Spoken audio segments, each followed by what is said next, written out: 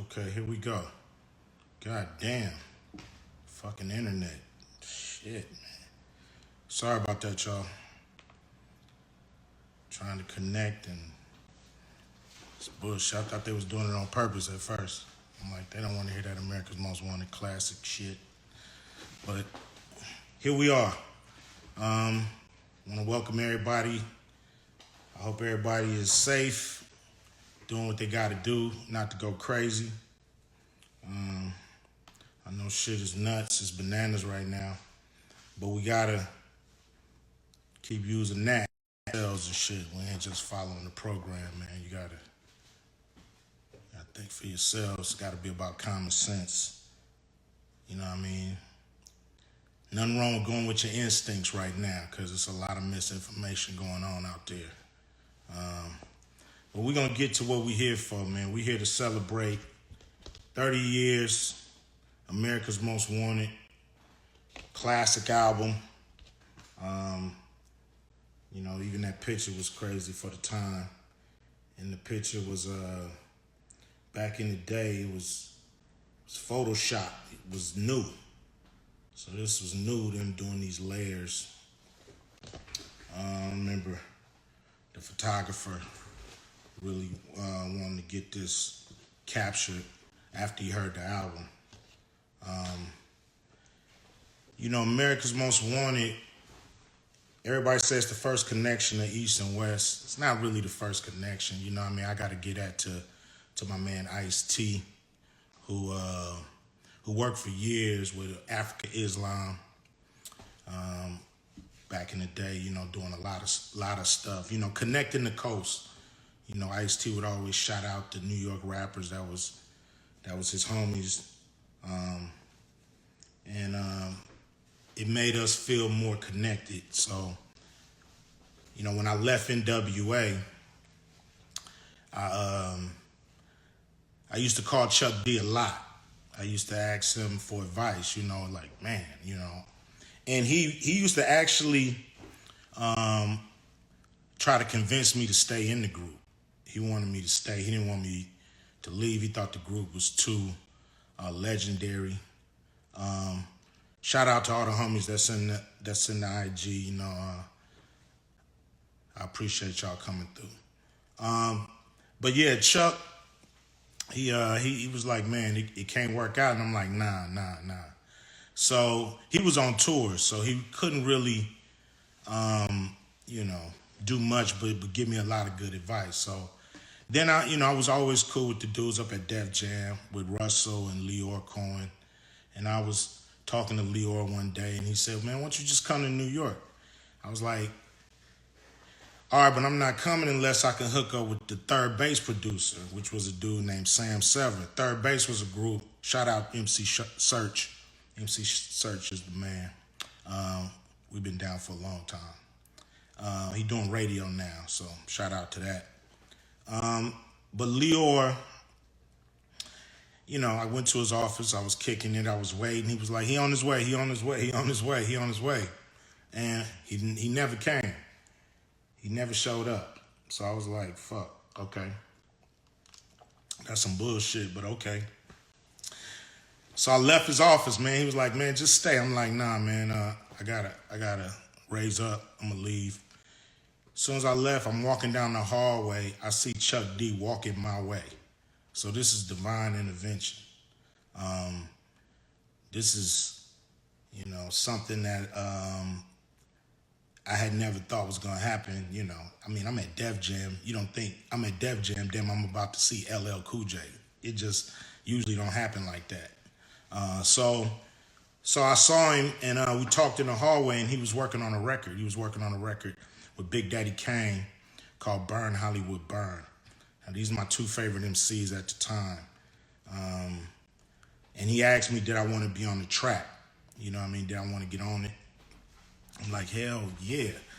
He's like, just the first time you'll be able to, you know, show people that you solo. I'm like, yeah, I'm with that. So I go down to the studio, and he was like, I got 4 bars for you. I'm like, 4? Like, 4. He said 4.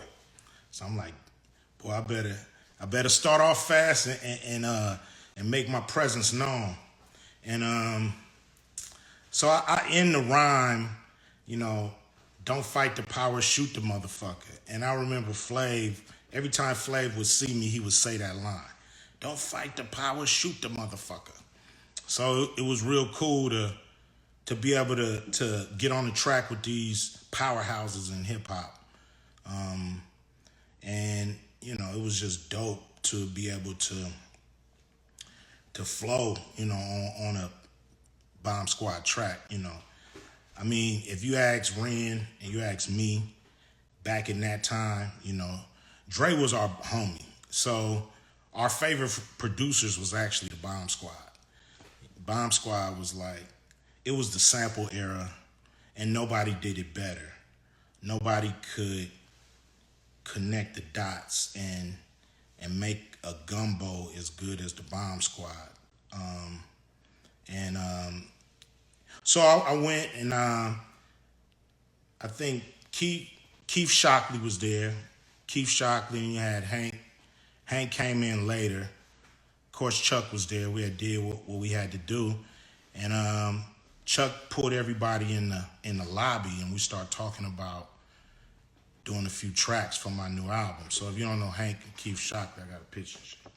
So you got Hank here, you got Keith here. So Hank and Keith Shockley, they was like, yo, we'll do a couple. What you trying to do, Cube? So you know, I was telling them, and then I had got word. I don't even know if this is absolutely true or not, but you hear shit back and forth. I had got word that when N.W.A. heard that I was going to New York to work on my album, that they laughed. They thought that ain't no way in the world he gonna come out with a dope album, you know, and ain't nobody gonna work with him, you know. It just was something that I heard, and I brought it up, and the look on Hank Shockley's face was like, what? They laughed. And I said, yeah, they laughed. He said, yo, man, we want to do the whole joint. We want to do the whole album. We don't want to just do a few songs. So I'm like, you know, this is my dream come true, is to work with producers like this. You know, I can't work with the best producer on the West Coast, but I get a chance to work with the best producers on the East Coast. And it was a phenomenal time. You know, we flew out there, and I know I'm rambling. I'm gonna get to the music, but I want to tell y'all the backstory on what really went down. You know, in 1989, 1990, we flew out to Long Island, and we was wondering why we was in Long Island. We wasn't in New York City, and we learned real quick. First, our luggage got lost. They lost our luggage, never found the shit. You know, I'm still looking for a pair of Jordans. But they lost our luggage. I wasn't as mad as Jinx. I took my man Sir Jinx with me. Got a shot of Sir Jinx. Took my man Sir Jinx with me. Super producer. I took Jinx with me, and they lost all his shit, and Jinx loved his clothes, so he was hot, mad as a motherfucker about it. And but I wasn't as mad because I had about 8 notebooks full of rhymes, and I had my rhymes. I wasn't putting my rhymes under the plane. You know, never put your rhymes under the plane. So then we had to go to 510 Franklin, which is like it's like a warehouse that PE and Bomb Squad had. It was full of records. So we had to spend weeks picking out records and break beats and trying to figure out what's going to go on the album. This is the sample era. We was there. We saw the Mike Tyson fight there. Mike Tyson fought Buster Douglas. Okay. Nobody was interested in watching the fight. We was all working. We was like, man, Tyson gonna knock his ass out in 2 rounds, man. Let's keep working. And we said, all right, let's watch the fight. So I'm watching. I'm like, okay, when is Tyson gonna knock this dude out? And about the 8th round, I think Tyson caught him. And he fell. And I'm like, okay, cool, we can get back to work. Shit didn't go as planned. We watching the fight, and Tyson gets knocked down. He loses the fight. This fucks us up for 2 days. We can't work. We can't work for 2 days. We just in a daze. We like our superhero he lost the fight. Nobody had ever thought that could happen and shit. So when we got back to work, we filled up the crates, went to Green Street. What was cool about working on America's Most Wanted and being at 510 Franklin, Eric Sermon would come through and scoop us up. He would take us to his hood. I met a Redman before he was Redman, when he was still working on his demos and stuff. And I met K Solo at 510 Franklin. We met leaders of the new school. I met Busta Rhymes for the first time before he had a record out. He was real cool, always coming through, hanging. And it was just a good vibe. So we headed off to Green Street. I'm going to make a long story short. It's a trip. We stayed in the same building in New York that Russell Simmons stayed in.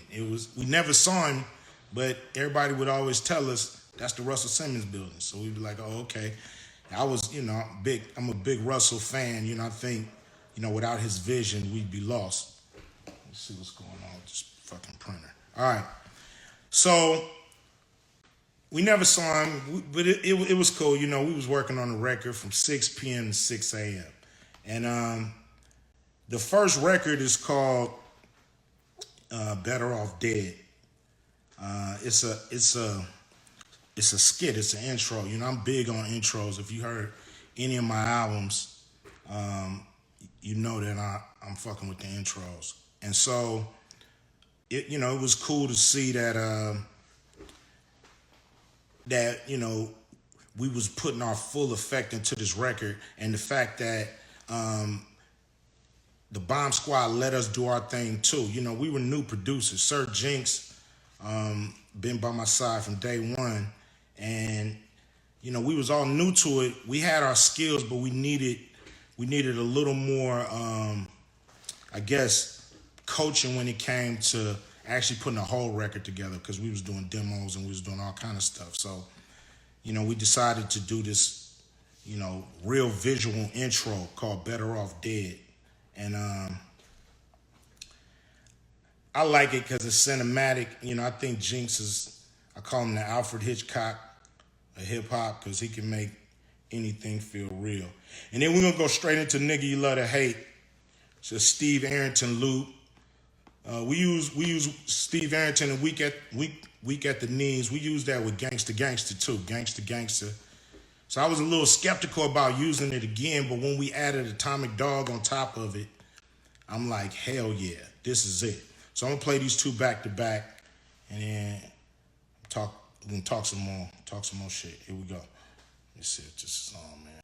Shit been on a long time.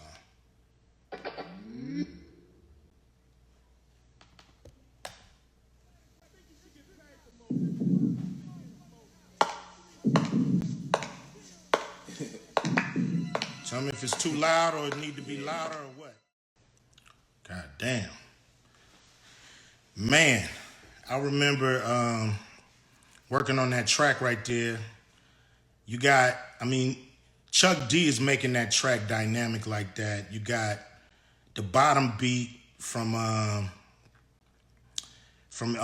Eric Vietnam Sadler. Now, when you see this dude, you ain't gonna think his name is Vietnam Sadler, but when you hear his beats, you'll know why they call him Eric Vietnam Sadler. Eric right here, this dude right here, man, he's the king of the bottom beats. He's a sampling mad scientist. And we had a lot of controversy in the studio, because the controversy was behind, should the chorus be "Fuck You, Ice Cube"? And I had came up with "Fuck You, Ice Cube." I was like, yo, that's dope, because the name of the record was The Nigga You Love to Hate. And if they hate you, that's what they would be saying.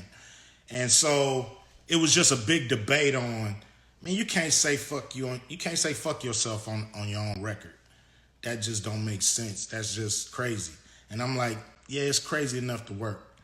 And so we argued for a minute, and then it just fell in place. Everybody got in line, and then we start putting the stuff on top of it. It's just, to me, a record that's the jump off. That's how you want to jump off the record. The Nigga You Love to Hate was actually a song that I had wrote for N.W.A. It was the Niggas You Love to Hate. So, since I wasn't in the group no more, I just took my verse and then added a few more verses to it and made it, into what it is. I love Arsenio. At the time, I was mad because Arsenio he had 2 Live Crew on, but he wouldn't have N.W.A. on, so I was a little hot. But he's actually a cool dude. And so, that was just a track to me that was just crazy. And now we going into America's Most Wanted. This track right here, I was begging to get this track. It was a group called Son of Berserk already had the track. And I was like, if he ain't gonna use it, man, I gotta have it. Because I wanted to come there, I didn't want to go there and just do some, regular old music. I wanted to have some PE tracks, to be honest. I wasn't playing. So I was a little insane to get this one. Here we go. Yeah. Man, America's Most Wanted, I was like, once we had that track down, I knew this record was going to be something special. I was begging for that PE flavor for sure. And, this next song it's called What They Hitting For. This is actually, I think, the first dice game broken down on wax. If you know me, I'm a storytelling MC, I love, great, rhyme that tells a story. I think the loop is Average White Band. They slowed it down.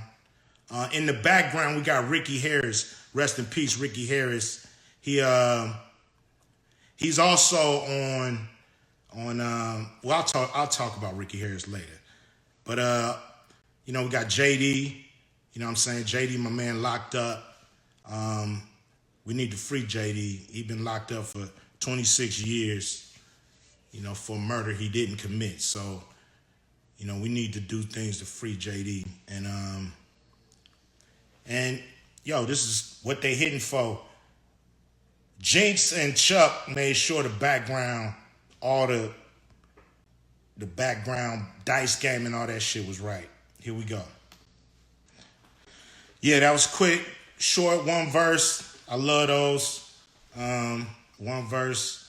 These kind of records to me is the mortar behind the bricks. Shout out to all the homies that's in the building. I saw Snoop, saw my man Fat Joe jump in.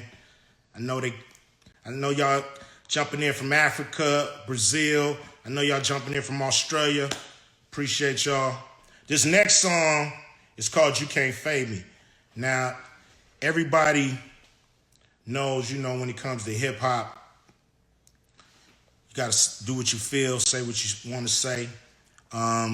This shit right here is like a Maury Povich show before Maury. It's about a story about a dude who think he got the wrong girl pregnant.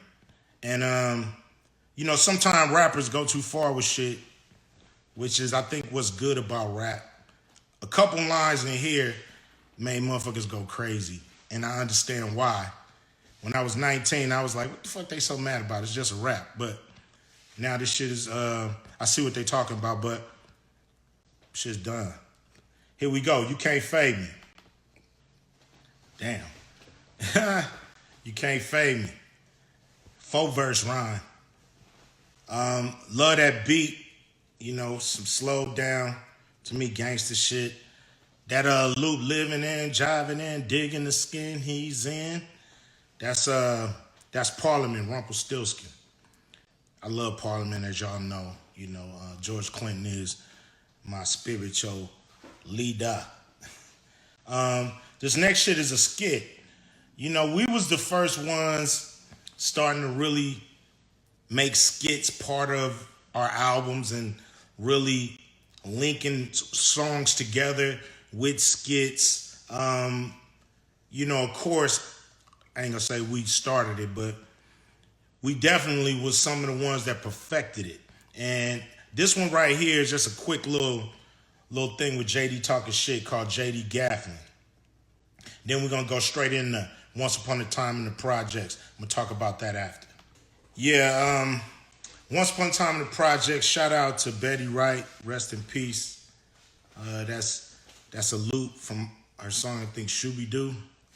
My man Sir Jinx, he brought that to the table. He produced that song right there. And he actually was like, man, that should be your first single. But I was so PE crazy, I said, nah, it's going to be America's Most Wanted. But I believe it actually should have been Once Upon a Time in the Projects, because we never shot a video to it. And I think that song deserved a video. Yeah, I got that title because I was watching some shit called Once Upon a Time in America. And I'm like, that shit ain't got nothing to do with me. But Once Upon a Time in the Projects, maybe I can relate. So, dope song. This next thing is a skit called A Message to the Oreo Cookie. This was the sampling era, and we would take shit without asking. I remember taking this, and Spike Lee called me, and he was like, Q, when you use my shit, just ask. And then 30 years later, I fucked around, did the same thing, and used his photo without asking. So I'm trying to make it up to my big brother Spike, which is cool. He was cool about it. But yeah, it's called A Message to the Oreo Cookie. Then we're going to go into Turn Off the Radio. And I'll talk about Turn Off the Radio and why we did the song. Turn Off the Radio. We did that song because at the time, radio, man, they was giving rap a hard time. They was in love with soul, R&B, and they just, especially gangster rap, they wasn't giving it no action, no love. So we was just hot. The guy, Ricky Harris, I said before, rest in peace. He's the DJ on, I think it's Snoop's record when he do W Balls. So he was always a funny dude, always, you know, hanging around, kicking it, and was always down to do something funny on the record. So it was cool that we used him, and then later on, you know, the Dog Pound used him. Rest in peace. This next song right here is called Endangered Species with me and Chuck. To me, this is like the Bomb Squad at their finest, you know, is when they putting their foot in it. Call this one Endangered Species. Yeah, Tales from the Dark Side, Endangered Species. You know, just that classic, like I said, Bomb Squad shit. I loved all the noise, you know, I left in the feedback. I loved that. Jinx did the skit at the end. Keith Shockley, that's the one screaming, don't shoot, don't shoot. So it was just to me, a quintessential bomb squad track. And we're gonna keep it moving. This next song is called A Gangster's Fairy Tale. Now this is in the vein of Slick Rick. You know, we love Slick Rick. You know, one of the best storytellers ever, if not the best. And so, you know, I wanted to have one. I actually wrote this for Eazy-E, but y'all know what it is. We wasn't getting down at the time, so I had to take it myself. I don't know if IG gonna kick me off on none of that shit, but I'm gonna come back on if they do. It's a trip because off this song, Mr. Rogers sued us. He was mad because we had the Mr. Rogers theme at the beginning of this shit. It's a Wonderful Day in the Neighborhood and all that. And the nigga sued us and was getting like 5 cents a record till we took that part off. So this part, it don't have it on here, but we took that off. That's just a fun fact, you know. Mr. Rogers was getting money off gangster rap. The Gangsta's Fairy Tale, dope song. The little kid, Lil Les. I wonder where Lil Les is right now, but Lil Les, the little kid on the thing, he was actually a good kid. He wasn't bad. Everybody think he was bad as hell, but he was actually a good little kid. He was one of Keith Shockley's friends' kids, so it was cool that he came down there and gave the song flavor. This next song, I'm gonna go these next two back to back because they're real short. This next one, I'm Only Out for One Thing, is a song I did with Flav. Now, Flav had been promising me to do a fucking song, the whole album. I could never catch him. I think I only seen him 4 or 5 times. One time he broke up a fight. Jinx had a fight with the dude that was driving us around. Motherfucking name. His name was Epitome of Scratch Grand Cut. That was his name. Epitome of Scratch Grand Cut.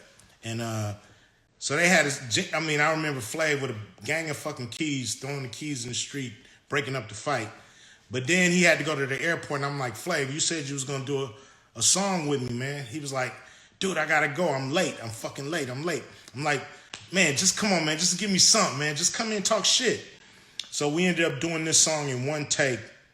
It was one take, both of us, and his ass rushed to the airport. So then I'm going to go into the next song and talk about it later. Hey. Yeah. That second song was the instructions, like how to come up and say what's up, make it quick. It's basically a make it quick homie song. You know what I mean? Because motherfuckers, man, back in the day, they probably still do it. Fuckers want to rap in your ear at the club. You know, everybody want to get on, so everybody want to spend long time trying to get on, which is cool, but, you know, some places are not, you know, for finding fucking talent. You're just trying to kick it. So that was just an instructional song. This next one, this right here is just a skit, but like I said, my man Jinx is he's fucking Alfred Hitchcock. And a lot of people didn't know what drive-bys was, didn't know what they was all about, didn't understand why they happened. So he just wanted to do a skit that really encaptured a drive-by. And the reason you're going to notice that he uses Young MC in here, Bust a Move. I'm like, why the fuck you use Bust a Move? And he was like, man, I wanted to let people know that the music don't make a difference. You know, people get down how they get down. They do what they do. And it ain't got nothing to do with if they listening to gangster rap or they listening to pop rap or hip hop, whatever. So I was like, I'm feeling that. Rolling with the Lynch Mob. Gotta have a hood song in there somewhere, some way. I had flew everybody in to just, you know, if you notice, none of them rapping on the song. I just flew them in because I needed them for backgrounds. I needed them to just talk shit on the record. The next record, and I'm gonna keep it moving. We almost through the album. 30th anniversary of America's Most Wanted, classic album. One of the first times East Coast and West Coast got together to do something dope. Who's the Mac? Next song. My man DJ Pooh. DJ Pooh is in the video. He plays the Mac. He helped me write Friday. He's the one that plays Red in Friday. This song right here, we call this Dropping Knowledge. You know, telling people, you know, what it is. A lot of people didn't know what a Mac was at the time, so we wanted to let them know. Everybody thought a Mac was just too short, but we wanted to let them know a Mac could be anybody. You know, this that smooth Marvin Gaye to me, you know, on that Marvin Gaye shit. Just smooth. Here we go. Who's the Mac? One of these motherfuckers different. Directed by Alex Winter. Same dude that played Bill and Ted Excellent Adventure. I think he played Bill. But he directed the video. Video was dope. DJ Pooh played all the Macs in the video. He's still one of the funniest dudes I know. Hella underrated, and people just don't know, but he's a secret weapon. Everybody on the West Coast and a few on the East Coast have used DJ Pooh in some way, shape, or form to make their shit fresher. This next song, we got 2 more songs, y'all, and I'm gonna let y'all enjoy y'all Saturday. This next song is called "It's a Man's World" with me and my homegirl Yo Yo. We had did this song actually. We had did the demo of this song in my bedroom and shit. We had a studio little 4-track. Jinx would be in my bedroom more than me sometimes, and he would work on music in my bedroom because his mother was just sick and tired of the shit being, it was too loud at her house. So he would come down to my house. I would just leave him in my room and shit and let him get down. And he would, fuck around with beats and shit like that. And we had a demo for Yo-Yo because we was trying to shop her deal. And then we had a song in there called It's a Man's World, where we go back and forth. I thought it was dope because, I did a song called A Bitch is a Bitch. I Ain't the One. All the women in the hood was like, get his ass. And we found like somebody who can really hang. So Yo-Yo, we had did this song back and forth. I think it's the first back and forth going at it rap song with a male and female. They had did songs like Roxanne, and they went back and forth on records. But this was the first one, I believe, on the same record. I might be lying, but I don't think so. It's called It's a Man's World. It's a skit at the beginning. Of course, Jinx put it together. And I think he just did it to piss the women off before the song came on. It's a Man's World. God damn, that shit is like 5 minutes and 27 seconds long. That's a damn near 6-minute song right there. Ain't nobody doing shit like that long nowadays. And had the nerve to have a fucking little beat breakdown at the end and shit. So we had the last song, little tidbit, little fun fact, as they say. Each song was mixed by each producer. So everybody had a chance to mix each song. So Chuck went in there, he mixed every song. We had Keith Shockley, he went in and mixed every song. Eric Sadler went in and mixed every song. Me and Jinx went in and mixed every song. Hank came in and mixed every song. And we just picked the best mixes. So I never had done that before in my life, like have a song mixed, each song was mixed 6 times or some shit like that. And whoever was able to get the funky up, to keep that shit rolling, that's who mix we went with. So that's dope. I had a lot of pressure on me doing this album. Not only leaving N.W.A. A lot of people don't know I had a case on me in Arizona. I went to Arizona for a year to do architectural drafting and, fucking with my homeboy Phoenix Field. It was a dragnet situation. My name came up and we had a case that we was fighting the whole time. So I'm going to tell you about what happened after the case and while we was working on the shit, but they was trying to extradite me to Arizona to fuck with me. And I was doing this album with a lot, going solo for the first time, but also dealing with that shit. But this next song is called The Bomb. Once again, there's some lyrics in there that's a little, probably questionable, but at the time, 18, 19, you don't give a fuck about none of that. You just want to flow. I wanted to show people I could flow.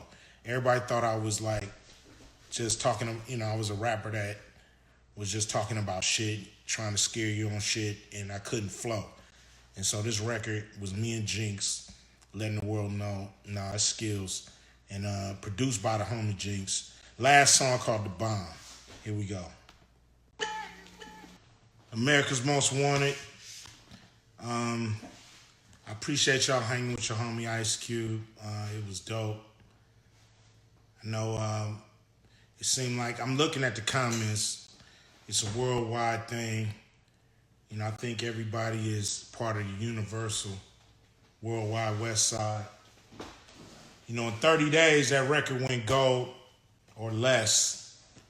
This is the album. This is the gold record. I don't know if you can see it. It's the gold record.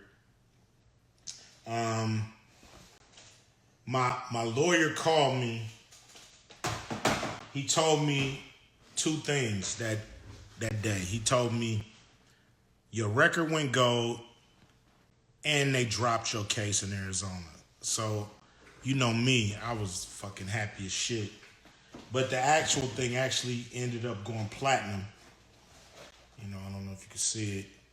Years later, it went platinum. Well, not years later, but a few months later, actually, went platinum. And I appreciate y'all being down with your homie Ice Cube for all this time. You know, 30 years of that record, but I've been in the game a little longer, so I ain't going nowhere. I appreciate y'all. Love y'all from all over the globe. I've been seeing, you know, comments from everywhere, so I appreciate it. You know, 30 years went by quick, but I got 30 more in me if you got 30 more in you. So kick it with your homie Ice Cube. I'm always give you what you need. And you ain't never got to worry about me selling out to them suckers. I love y'all. We out. Enjoy your Saturday. And stay safe in all this bullshit that's going on. Peace.